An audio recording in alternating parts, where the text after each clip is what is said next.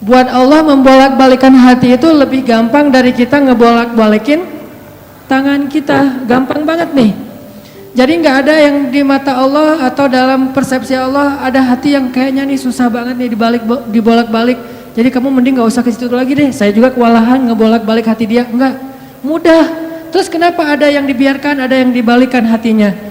Karena ada yang pantas, ada yang tidak pantas. Jika kita sudah punya kepantasan, Allah akan balikan hati kita kepada kebaikan.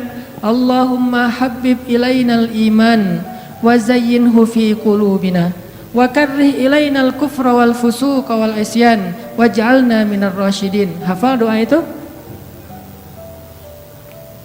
Nanti cari di YouTube lah ya. Ya Allah, jadikan kami cinta kepada amal soleh dan jadikan rasa cinta itu indah di dalam hati kami. Jadikan kami benci kepada dosa dan jadikan kami termasuk orang-orang yang mendapat petunjuk. Allah bolak-balikan. Gitu juga dengan hati calon mertua. Gimana pun dia ngeblok, nggak boleh masuk lah, gerbangnya digembok segala macam. Cuma gerbang. Mau 1000 lapis gerbang, kalau hatinya dibalikin, hilang semuanya tuh. Gampang banget kan? Buktinya malam ini nih. Allah membolak-balikan hati kita yang tadinya punya macam-macam rencana pada malam minggu, akhirnya Allah balikan hatinya, udah ke Masjid Agung aja deh. Bukan karena saya, bukan karena pemuda hijrah, bukan karena teman-teman panitia, tapi karena Allah mengikat hati kita, mengarahkan hati kita untuk bisa datang ke masjid, sehingga ribuan anak muda tiba-tiba memakmurkan dan meramaikan majelis ilmu. Kalau di ribuan orang aja bisa Allah bolak-balikan hatinya, apalagi cuma satu orang. Ya, ada berapa ribu sekarang? 15.000 lebih nih. Masjid Agung ini daya tampungnya berapa? 10.000 ya, sampai keluar. Berarti sekitar 20.000. Ini benar-benar sesuai dengan yang dulu banget saya harapin 2 tahun yang lalu, bisa ngalahin Tomorrowland. Minimal DWP lah ya. Bisa ngalahin DWP atau kalau bisa Tomorrowland. Saya pernah kemarin tuh acara taklim di Pekanbaru, Anur, yang datang sekitar 25.000 anak muda di depan masjid penuh. Malam yang sama ada acara juga di mall, tapi acaranya sepi, yang taklimnya rame. Masya Allah. Habis itu baru ke mall. Tetap aja sama-sama rame. Intinya teman-teman, mudah buat Allah. Sama kayak Allah membolak-balikan hati Nabi Muhammad, mertuanya Ali bin Abi Thalib.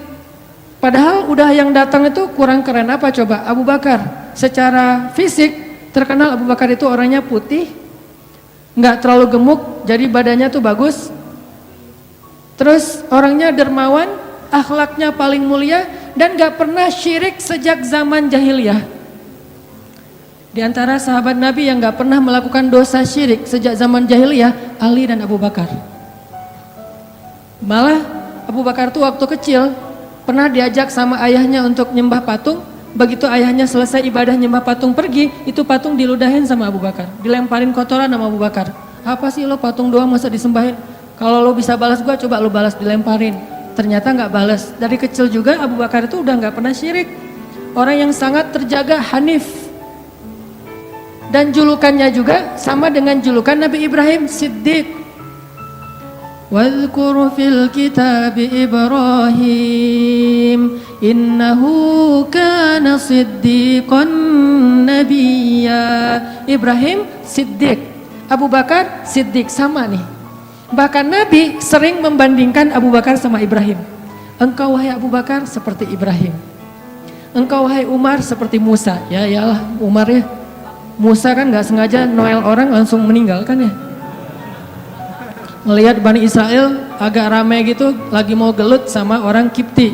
Karena Musa kasihan kepada Bani Israel yang lemah, akhirnya dia cuma ditakol dikit lah si orang Kipti ini teh. Cuma apaan sih lo, meninggal. Belum diginiin, baru gini doang coba. Jadi kalau dulu ada ultimate fight, kayaknya Musa tuh juara bertahan tuh. Nah kalau di zaman Nabi, orang kayak Musa, Umar, jawara Quraisy. Kalau ada yang macam-macam sama Umar, lo berani sama gua. Nih lo lihat nih. Nggak ada yang berani sama Umar. Kalau lo pengen istri lo jadi janda, anak lo jadi yatim, lo tunggu gua di belakang gedung itu. Gedung, bukit. Nggak ada gedung dulu teh. Nggak ada yang berani nungguin Umar. Lancar aja tuh hijrahnya. Artinya Abu Bakar tuh sering dibandingkan kayak Ibrahim. Terus dengan Nabi akrab banget tuh Abu Bakar. Jadi kayak soulmate-an berdua tuh. Belum dapat risalah Islam juga, Nabi itu kalau jalan sama Abu Bakar, jalan yuk kemana? Ngopi, kalau bahasa kita teh, ngopi sama Abu Bakar berdua. Dari zaman sebelum Islam juga Nabi itu dalam tanda petik udah sering ngopinya sama Abu Bakar. Coba, enak nggak nolak teman ngopi kita? Agak susah kan dia ngajak kemana? Nggak enak kan nolaknya, ya udah gua datang gitu. Ali ngerasa, wah nih yang datang nih saingan berat nih. Pernah bersaing dengan orang kayak gini? Pernah, cuman sering kalah. Gak ada saingan juga masih ditolak ya, apalagi ada saingan. Nah itu mah saya banget, bukan teman-teman. Udah biasa ditolak, pada akhirnya diterima juga.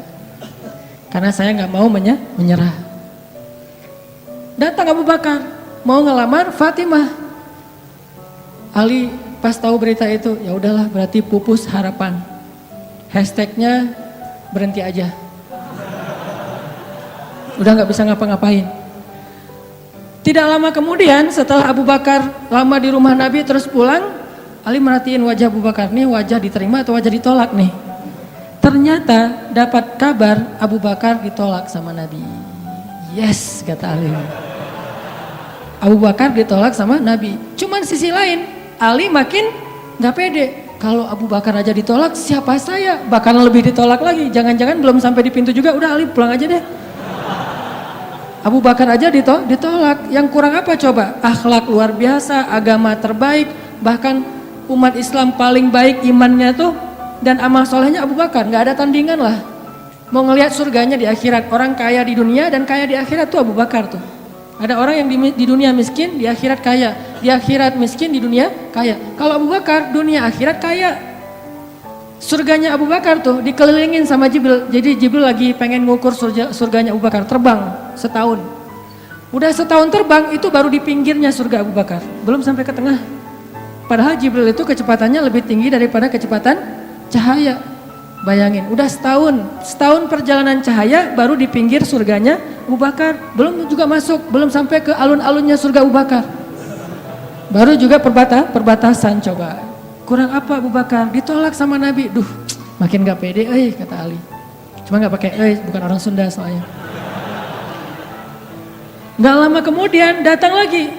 Cowok keren, jawara Mekah, Umar datang. Assalamualaikum. Suaranya agak-agak gitulah. Walaupun susah nirunya, cempreng soalnya. Assalamualaikum, waalaikumsalam, kata Nabi datang. Pas diintip sama Ali, tanya-tanya ke teman-temannya, ada berita apa nih, trending topik. Ternyata trending topik di Twitter, Umar melamar Fatimah. Wah rame lagi viral di mana-mana. Makin, aduh saingannya berat-berat gini, gak ada yang di bawah saya gitu yang datang, biar saya agak-agak pede gitu. Ternyata Umar pulang juga ditolak lagi sama Nabi. Ali, yes tapi tuh gimana ya kalau Umar aja ditolak, yang paling kuat bisa menjaga Fatimah banget kan. Kalau ada apa-apa Fatimah tenang aja ada gua. Naik motor berdua sama Umar gitu kan, kalau zaman kita mah ya. Sengaja nggak bawa jas hujan. Kalau udah hujan buka baju kasih ke ceweknya, nggak pakai baju mau motoran. Cowok banget lah itu mah ya.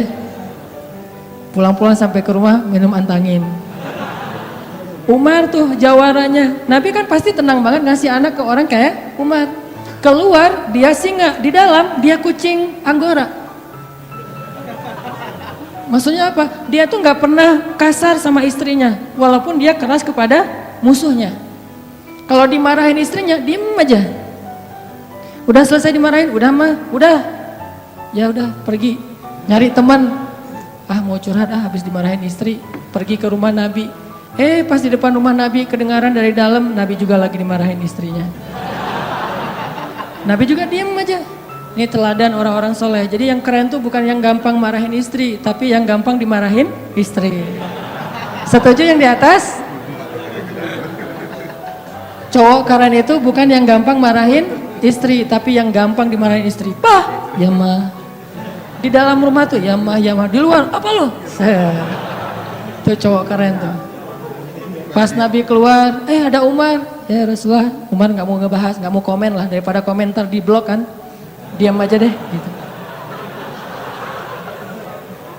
Udah selesai jalan sama Umar. Umar nanya, ya Rasul saya tadi habis dimarahin istri. Mau ngajak Rasul ngopi, curhat. Nabi juga lagi dimarahin. Kata Nabi, bagaimanapun dialah yang mengurus rumah. Dia yang mengurus aku, keluargaku. Nabi nyebutin kebaikan-kebaikan istri. Gak mau nyebutin, dasar emang perempuan emang kayak gitu ya. Saya tuh Nabi loh, masa Nabi dimarahin? Kamu paham gak sih perasaan aku? Gitu. Enggak, Nabi gak ngomong kayak gitu. Nabi cuma membicarakan kebaikan istrinya. Umar yang datang ditolak. Akhirnya Ali udahlah, mau kayak gini mah kayaknya udah gak mungkin deh. Abu Bakar ditolak, Umar ditolak, berarti ada standar di atas mereka berdua. Yang kaya raya ditolak, yang paling eksis berpengaruh, jawara ditolak. Nah saya gak punya dua-duanya. Masih kecil soalnya, nanti kalau dia udah dewasa, Ali emang jawara juga tuh. Malah gladiatornya Nabi kan. Ketika orang gak berani menantang seorang musuh, Ali yang berani. Saya Rasulullah, Ali itu. Akhirnya Ali diam-diam aja, udah gak mau ngebahas lagi tentang Fatimah. Udah aja tutup bab tentang Fatimah. Sekarang yang lain aja deh. Tapi teman-temannya ngegojlokin terus. Ali. Kalau bahasa kita jomblo gitu. Dibully terus. Ustadz posting bully. Teman ngomong gak bully. Pokoknya bully nasional aja. Karena dibully-bully terus, akhirnya Ali memberanikan diri. Ya udah datang deh bertamu. Pokoknya malam ini diterima, ditolak. Walaupun kemungkinan besar ditolak, saya harus datang dulu nih sama Nabi. Beraniin diri, gak usah majang mikir. Datang. Assalamualaikum, waalaikumsalam. Ali masuk. Nabi kan senang banget sama Ali ya. Kesayangan Nabi banget lah pokoknya Ali itu. Duduk, ada apa Ali? Enggak, cuma pengen silaturahim. Nggak ngomong apa-apa coba. Cuma pengen silaturahim. Nabi sehat, mau diambil air hangat? Oh pokoknya gitu-gitu aja. Ali ada apa? Enggak ada apa-apa ya Rasulullah, cuma kangen aja pengen duduk sama Nabi. Kayak gitu aja terus. Lama-lama Nabi kan paham. Dan Allah yang kasih wahyu. Ali, kamu gimana sama Fatimah? Langsung Fatimah. Kebayang gak sih perasaan kita tuh sama orang yang kita kayak udah ngeklik banget, udah habis-habisan, pokoknya kalau gak dia saya mending gak usah nikah deh, gitu ya. Kalau gak dia mending saya jomblo aja seumur hidup. Kalau gak dia mending saya bunuh diri aja. Udah gitu bunuh dirinya gak mati lagi kesangkut di tiang listrik.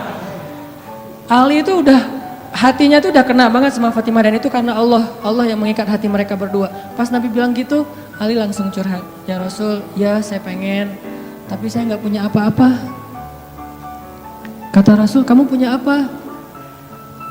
Saya di rumah tuh cuma punya 3 barang. 1 pedang, 1 onta, 1 baju besi. Nggak punya emas, nggak punya apapun. Kata Nabi, kalau pedang kamu butuh untuk berperang. Onta kamu butuh untuk mengangkut air. Ya udah deh baju besi aja, bawa ke sini baju besinya untuk jadi mahar buat Fatimah. Beneran Rasul baju besi? Itu bajunya besi loh Rasulullah, bukan yang tangan kayak gitu apa cincin. Gak apa-apa kata Rasulullah. Keluar Ali, Allahu Akbar, Allahu Akbar. Orang-orang pada heboh, langsung muncul lagi trending topik hashtag Ali diterima. Coba, kata Nabi, wahai Ali, bergembiralah, berbahagialah. Sesungguhnya sebelum aku menerima kamu, Allah sudah menikahkan kamu dengan Fatimah di langit. Ini orang yang dibela sama Allah. Apa rahasianya? Oke, cerita kedua. Orang yang dibela sama Allah namanya Hafsah. Siapa Hafsah? Anaknya Umar. Hafsah itu artinya singa betina. Jadi bapaknya singa jantan, anaknya singa betina, sama-sama luar biasa nih. Hafsah istri Nabi, salah satu di antara istri Nabi yang solehah. Suatu hari nggak tahu gimana ceritanya, ada masalah antara Nabi dengan Hafsah. Ini nggak dibahas di dalam teks hadis apa masalahnya, dan kita nggak usah kepo ya. Pokoknya ada masalah aja antara Nabi dengan Hafsah, sehingga Nabi terpaksa menceraikan Hafsah. Diceraikan Hafsah secara baik-baik, lalu Hafsah disuruh kembali, diantar kembali ke rumah orang tuanya kepada Umar bin Khattab. Baru aja Nabi pulang, Allah mengutus Jibril. Jibril datangin Muhammad. Jibril turun mengatakan, ya Rasulullah, wahai Nabi Muhammad, rujuklah Hafsah. Sesungguhnya Hafsah adalah istrimu di dunia, dan istrimu di surga. Coba bayangin. Nabi nih yang menceraikan Hafsah, tapi Allah dan Jibril ngebelain Hafsah. Berarti Allah ngebelain banget nih cewek. Cewek gimana sih kok dibelain banget sama Allah? Begitu suaminya emosi, tiba-tiba nggak sengaja ngomongin, ya udah kita jalan sendiri-sendiri aja. Allah yang ngasih pertolongan, Allah yang ngebelain si cewek ini. Sehingga Allah mengutus Jibril, langsung turun Jibril buru-buru kepada Nabi Muhammad sebelum masa iddah Hafsah selesai. Lalu Jibril mengatakan, rujuklah Hafsah, sesungguhnya dia istrimu di dunia dan istrimu di surga. Akhirnya Nabi pun merujuk Hafsah. Apakah Hafsah marah-marah kepada Nabi Muhammad? Enggak. Apakah Hafsah mengutus Umar? Kan ayah tuh jawara, udah datengin dong Rasulullah tuh mencarain saya enak aja. Enggak mengandalkan makhluk sama sekali. Hafsah cuma gini, ya Allah, saya yang salah bukan Rasulullah. Tapi saya tidak bisa hidup tanpa Rasulullah. Dia adalah cinta sejati saya. Allah langsung, ya benar Hafsah, udah gua turunin nih si Jibril. Jibril turun. Jibril turun nih coba. Ya Rasulullah, rujuk Hafsah, dirujuk. Apa rahasia orang cewek sekeren Hafsah sampai dibelain dari langit ketika dia bercerai sama suaminya? Kisah yang ketiga, cewek juga dibelain sama Allah sampai turun ayat. Kalau tadi dua cerita tidak turun ayat, cuman ilham atau wahyu dalam bentuk isyarat. Kalau sekarang sampai turun ayat loh. Yang ada di dalam surat Curhat. Teman-teman tahu surat Curhat? Surat Al-Mujadalah. Kan terjemahan dari Mujadalah curhat kan ya? Jadi kalau kita pengen lihat curhat itu juga ada di dalam Al-Quran. Bahkan jadi nama surat Curhat. Al-Mujadalah atau Al-Mujadilah. Siapa yang dikisahkan di dalam surat itu? Coba teman-teman buka surat Al-Mujadalah, surat 58 ayat 1. Yang punya aplikasi Al-Quran di handphonenya, coba buka surat 58 ayat 1, Al-Mujadalah. Kita lihat nih, gimana Allah ngebelain seorang cewek yang disebut di dalam ayat itu. Saya bacain ya. A'udzu billahi